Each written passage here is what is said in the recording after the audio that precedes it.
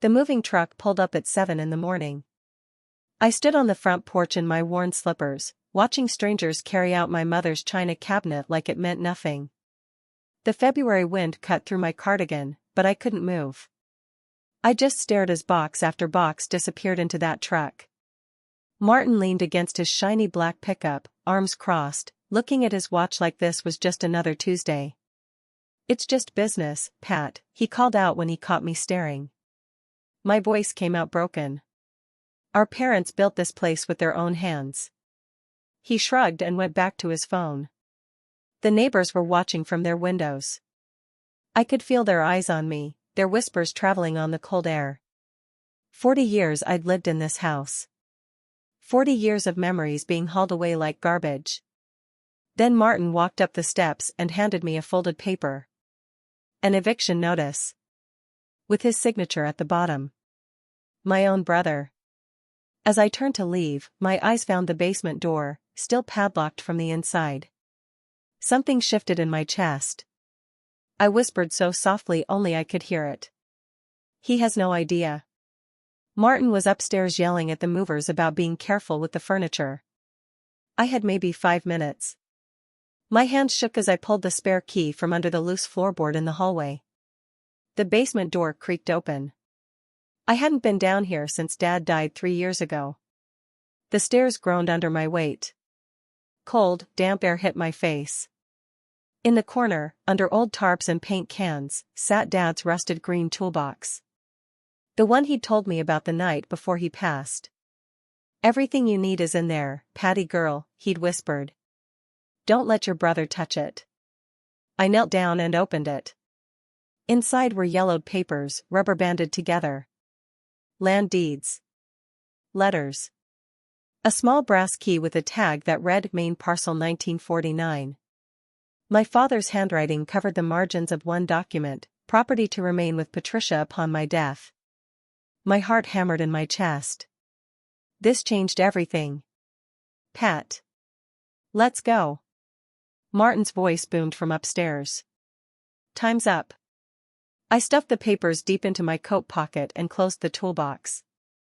Then I climbed back up into the cold morning light. I drove my old Honda to the cheapest apartment I could find on the edge of town. The place smelled like mildew and old carpet. 1 bedroom, a tiny kitchen with a stove that didn't quite work right.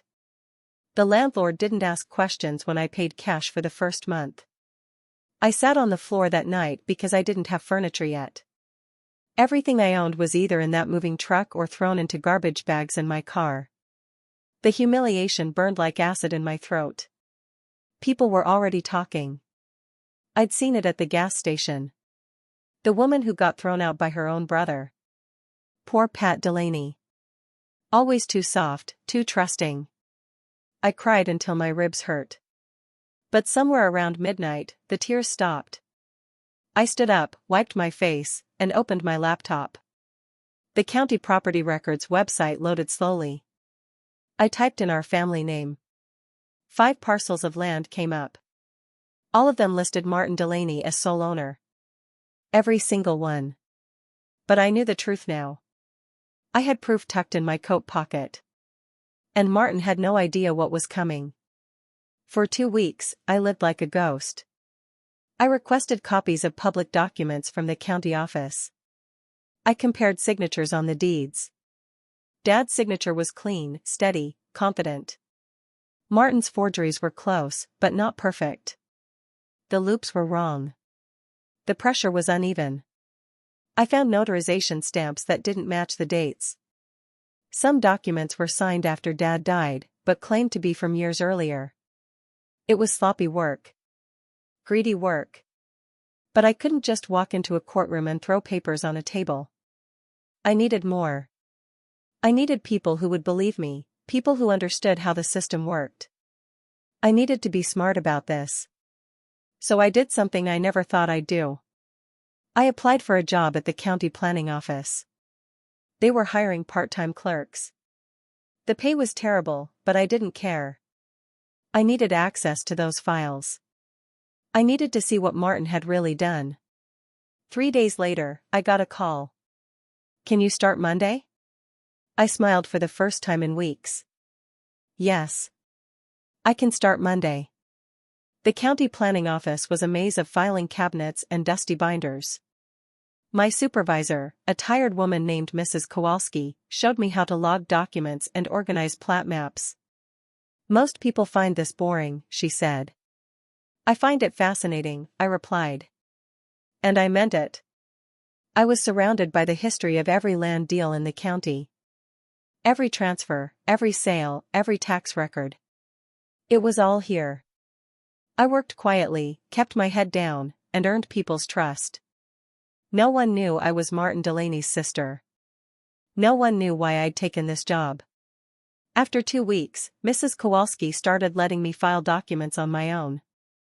That's when I found it. A plat map, tucked into the wrong folder. It showed a boundary change on one of the parcels Martin claimed to own. The signature at the bottom was supposed to be my father's. But the date was from 8 months after he died. I stood there in the records room, holding that map, and my hands started to shake. Not from fear. From clarity. Martin hadn't just lied once. He'd been lying for years. And I was going to prove it. I kept Ruth's affidavit in a small lockbox under my bed. I didn't tell anyone. I didn't post about it online. I just kept working, kept filing, kept watching. Meanwhile, Martin was flying high. He'd started renovation. I needed help. Someone who knew the law, someone Martin couldn't intimidate. I thought of Ruth Simmons. She'd been my mother's best friend since grade school. She was also a retired notary who'd worked at the town hall for 30 years. I called her that evening. Ruth, it's Pat Delaney. Her voice warmed immediately. Oh, honey. I heard what happened. I'm so sorry. I need to ask you something, I said. It's about some documents Martin filed. There was a pause. Then Ruth said carefully, come over tomorrow. Let's talk in person. The next day, I sat in her kitchen while she poured us tea. I showed her copies of the notarized papers. Her face went pale. Pat, I never notarized these. Are you sure? I'm positive. Look at the stamp. That's my old seal, but the ink is wrong. And I retired in 2015. These are dated 2017. She looked me in the eye. Your brother forged these. I nodded. Will you sign an affidavit saying that? Ruth didn't hesitate. Absolutely. For the first time since this nightmare started, I felt hope rising in my chest. NS on the farmhouse. New windows, fresh paint, landscaping. He was getting it ready to sell. I heard him bragging about it at the coffee shop one morning. Developers offering me a fortune, he told the guy at the counter. That old place is finally gonna make me some real money. I stood in line behind him, silent. He didn't even notice me. But I noticed everything. The way he wore expensive boots now. The way he paid with a black credit card. The way he acted like he'd earned it all himself. That afternoon, I was filing permits when I overheard 2 town officials talking in the hallway. You think Delaney greased some palms to get that zoning change pushed through? One of them muttered. Wouldn't surprise me. Guy's got friends on the board. My heart started pounding. If Martin had bribed officials, that was more than fraud. That was corruption. I finished my shift, walked to my car, and sat there for 10 minutes, just thinking. Then I opened my phone and started taking notes. I started cross-referencing property sales with business registrations. That's when I found Delaney Properties LLC. A shell company, registered 3 years ago. It listed 2 owners, Martin Delaney and Arthur Brennan. I stared at that name. Arthur Brennan was Martin's old business partner. He'd died 5 years ago. I'd been at his funeral. Yet here he was, listed as co-signer on documents dated 2 years after his death. Martin was using a dead man's name to hide his fraud. I printed everything. Sales records. Tax filings. Transfer documents. Then I did something risky. I sent an anonymous tip to the state fraud division. I didn't use my name. I didn't leave a number. I just attached copies of the documents and wrote, "Please investigate Delaney Properties LLC for falsified ownership records." Then I hit send. 2 days later, I saw a black sedan parked outside the county office. A woman in a gray suit walked in and asked to see property records for the Delaney family parcels. Mrs. Kowalski looked nervous as she pulled the files. I kept my head down and kept working. But inside, I was smiling. Martin called me out of the blue. "Let's have dinner," he said. I feel bad about how things went down. I almost said no. But then I realized this was a chance to see what he knew. We met at a diner on the edge of town. He ordered steak. I ordered soup. He talked about his plans for the property, about the developer, about how much money he'd make. Then he looked at me with that smile he'd always used when we were kids. The one that meant he was lying. "You know, Pat, you always were too sentimental." "I'm just being practical." I stirred my soup. "Practical," I repeated. "Yeah. Dad would have wanted me to take care of things. You know, man of the family and all that." I looked up at him. "That's interesting. Because Dad left a will." His smile faltered. "Yeah, and it left everything to me." "Did it?" I asked softly. He leaned forward, his voice dropping low. "Don't dig into things you don't understand, sis." I met his eyes. "I understand more than you think." He left cash on the table and walked out. I sat there alone, my hands steady, my mind clear. That night, I came home to find my apartment door slightly open. My stomach dropped. I pushed it wider and stepped inside. Nothing looked broken. Nothing was thrown around. But I could feel it. Someone had been here. I checked my bedroom. My closet. Under the bed. The lockbox was still there, untouched. Then I went to the corner where I'd stored a few things from the farmhouse. Dad's old toolbox was gone. The one I'd brought from the basement. My heart raced. Martin had taken it. He must have picked the lock or bribed the landlord. He was covering his tracks. But then I remembered. The documents weren't in the toolbox anymore. I'd moved them weeks ago. They were in the lockbox. Under my bed. Where he hadn't looked. I sat down on the floor and laughed. Not a happy laugh. A bitter, exhausted laugh. He'd broken into my apartment and stolen an empty box. He thought he'd won. But he'd just made his first big mistake. And I had proof he'd been here. The landlord's security camera was in the hallway. I grabbed my phone and texted the landlord. "Can I see this week's footage?" That night, I couldn't sleep. I kept thinking about when we were kids. Dad teaching us how to lay bricks in the backyard. Martin was 12, I was 10. "Never take more than your share, son," Dad had said, his hands covered in cement dust. "This land belongs to both of you. You take care of each other, you hear me?" Martin had nodded. I'd believed him. We'd spent summers building forts in the woods, winters skating on the pond behind the house. He used to carry me on his back when I got tired. He used to share his Halloween candy with me. When had he changed? Or had he always been like this, and I just didn't want to see it? I remembered the year Mom got sick. Martin barely visited. He said he was busy with work. But I was there. Every day. Cooking, cleaning, holding her hand while she slept. When she died, Martin showed up for the funeral in a rented suit. Then he disappeared again. Until Dad got sick. Then suddenly, Martin was interested in the estate. The will. The property. I stared at the ceiling of my tiny apartment and whispered into the dark.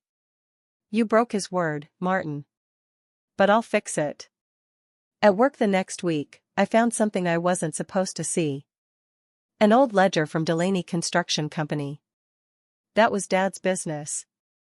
He'd run it for 30 years before he retired. The ledger was misfiled in the wrong cabinet. I almost put it back. But then I saw the dates. Entries from 2012 through 2015. Pension withdrawals. All signed by Martin Delaney. Except Dad had been the only one authorized to touch the pension fund. I looked closer. The withdrawals totaled nearly $200,000. All of it funneled into Martin's personal accounts. This wasn't just about the land anymore. This was embezzlement. Martin had stolen from the company. From the workers who'd trusted Dad. From families who were counting on those pensions. My hands shook as I photocopied every page. I didn't know if this was legal. I didn't know if I'd get in trouble. But I knew this was evidence. And someone needed to see it. That evening, I sealed the copies in an envelope and wrote a name on the front, Detective Laura Kane, State Fraud Division. Then I drove to the county police station and left it at the front desk. No return address. No name. Just the truth. 2 days later, I got a call. Is this Patricia Delaney? Yes. This is Detective Laura Kane. I'd like to meet with you. We met at a coffee shop 2 towns over. She was younger than I expected, maybe 40, with sharp eyes and a calm voice. I received your envelope, she said. And I've been reviewing the case. I nodded. Did I do something wrong? She smiled faintly. No. You did something very right. She asked me questions for over an hour. About Martin. About the property. About the forged documents and the pension fund. I answered everything honestly. When I was done, she leaned back and sighed. This is bigger than I thought. If everything you're saying is true, your brother has committed fraud, forgery, and embezzlement. It's all true, I said. She studied me for a moment. You've been very careful about this. Very methodical. I learned from my father, I replied. He always said, measure twice, cut once. Laura smiled. I'm going to open an official investigation. But I need to warn you. When this falls apart, it's going to be messy. I looked her in the eye. I'm ready. A month later, Martin made his big announcement. He stood in front of the town council and presented his development plan. A luxury subdivision on the land surrounding the farmhouse. 40 homes. A community center. A park. The artist's rendering looked beautiful. The council applauded. The local paper ran a front-page story. Local developer brings progress to town. Martin gave interviews. He shook hands. He smiled for photos. I sat in the back of the room during his presentation, unnoticed. He talked about his vision. His hard work. His dedication to the community. Then he said something that made my blood run cold.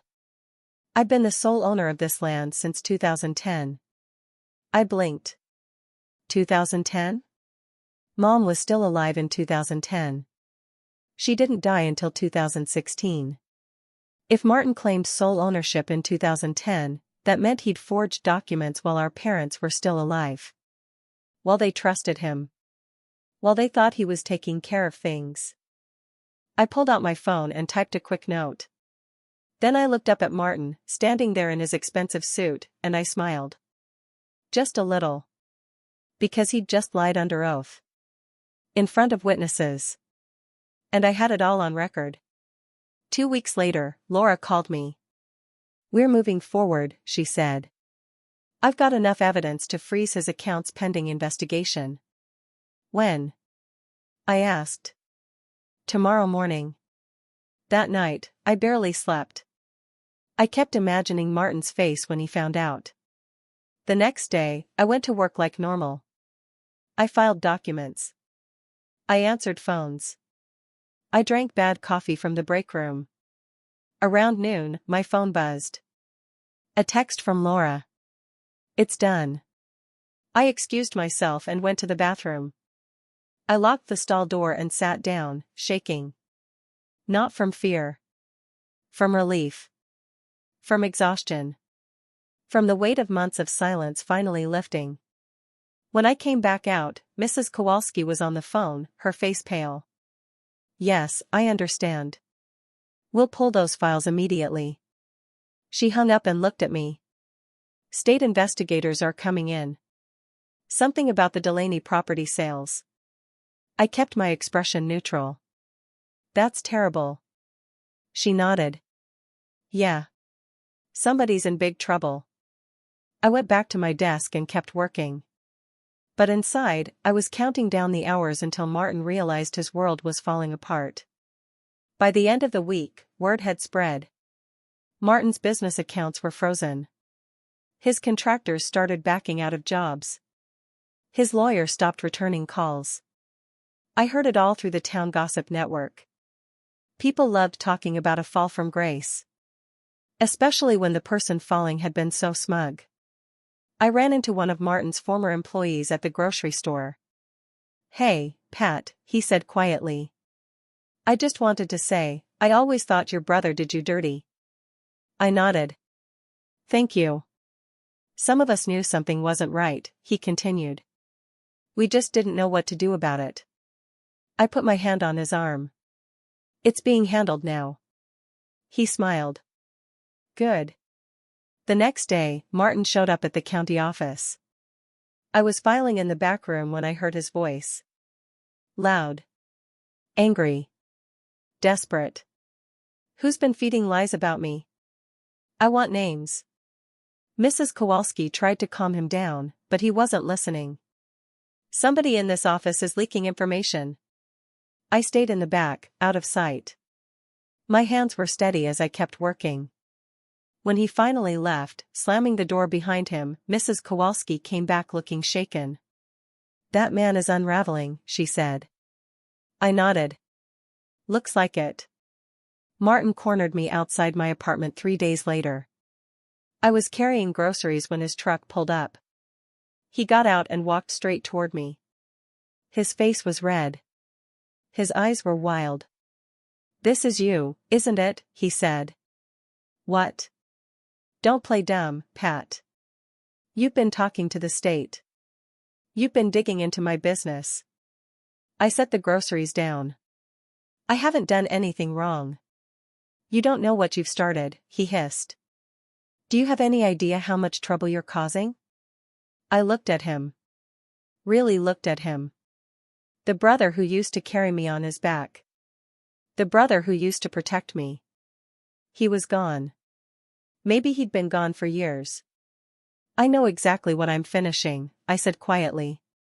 He stepped closer. You're going to regret this. No, I replied. You are.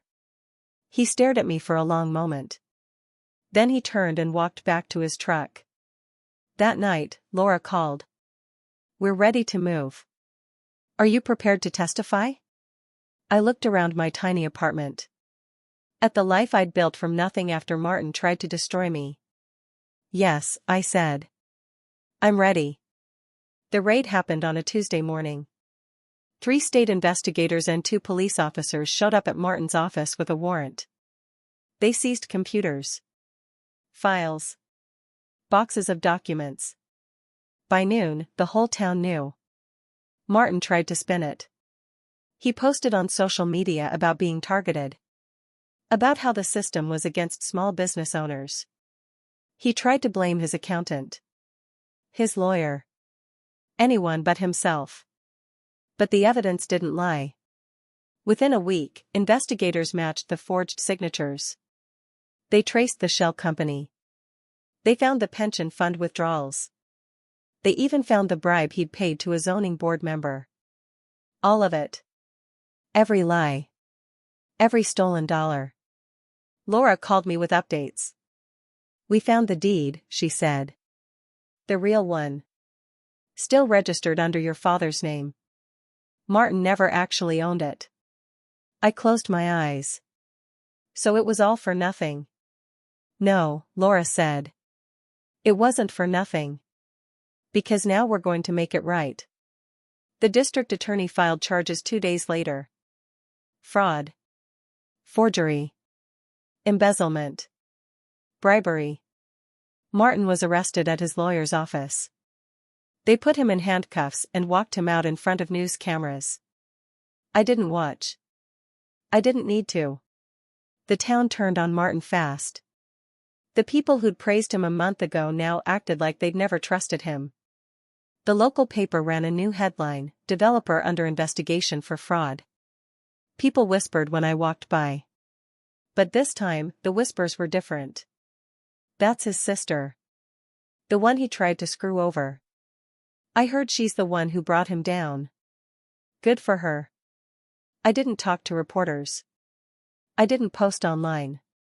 I just kept living my life. Working. Paying my rent. Waiting. Laura told me the trial date was set.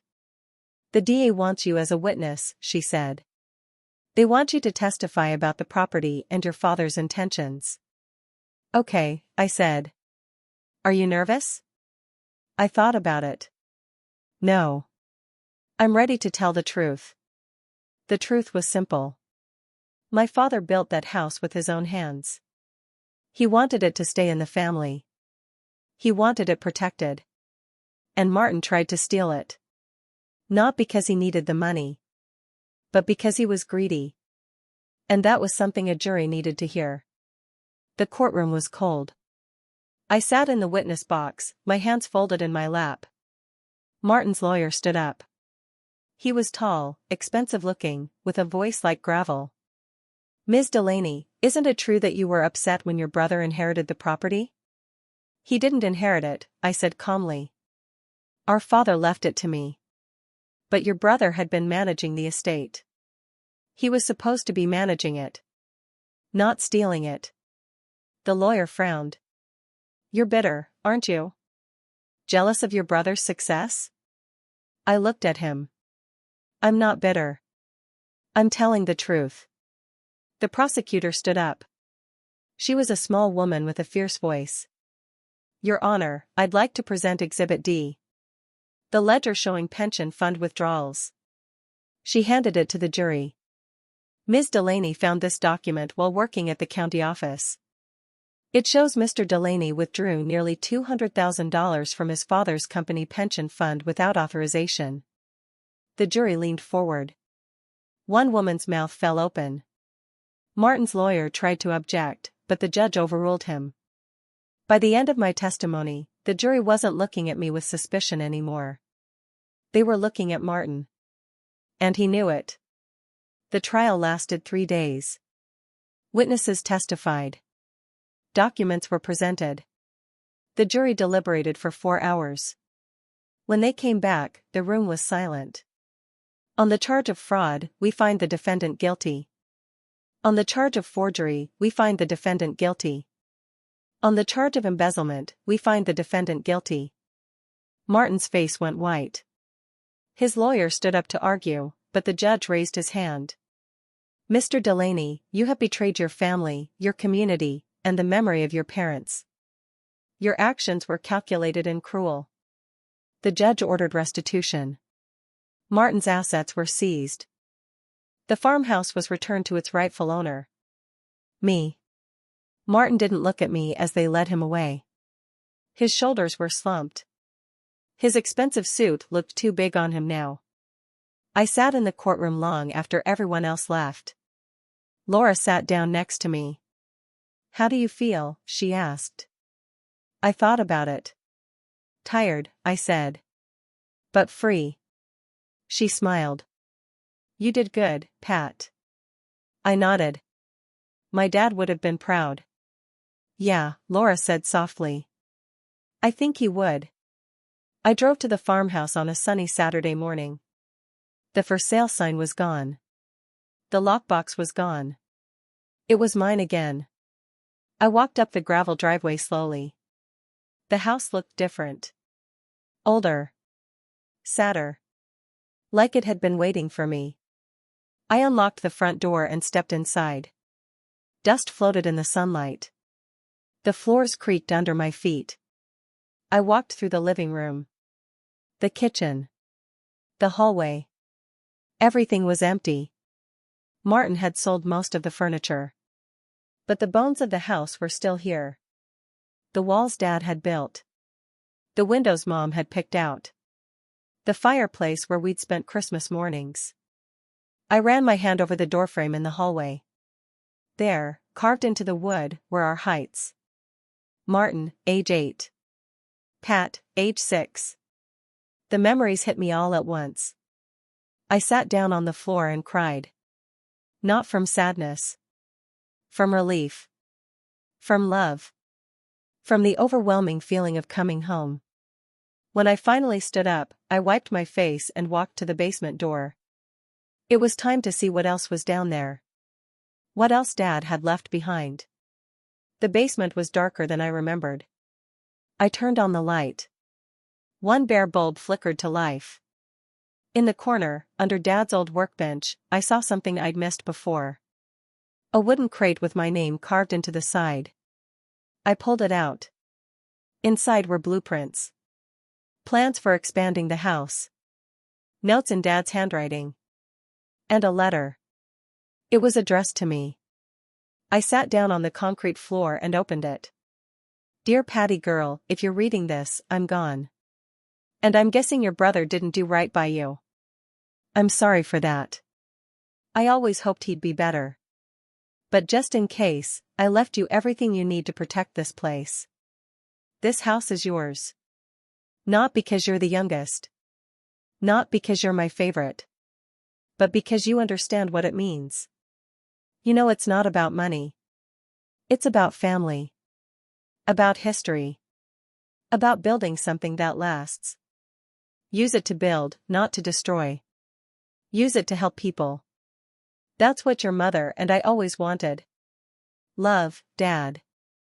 I folded the letter carefully and held it to my chest. Outside, I could hear birds singing. The sun was warm through the basement window.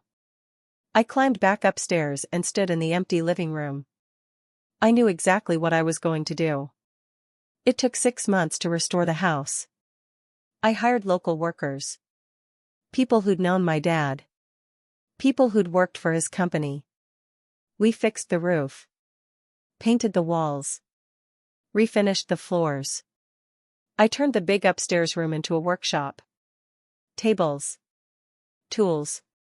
Space for people to learn woodworking, just like Dad used to teach. The downstairs became a community center. A place for town meetings. For kids to do homework after school. For families who needed help. I called it the Delaney Heritage Center. On opening day, over 100 people showed up. Former employees of Dad's company. Neighbors. Friends. Even Mrs. Kowalski from the county office. I gave a short speech. My parents built this house because they believed in community. In helping each other. In leaving things better than you found them. This place is for all of us now. People clapped. Kids ran through the house, laughing. The smell of fresh paint and sawdust filled the air. And then I saw him. Martin. Standing at the gate. He didn't come closer. He just stood there, watching. Older. Thinner. Quiet. Our eyes met across the yard. I didn't smile. I didn't wave. I just looked at him. Then I turned back to the people celebrating around me.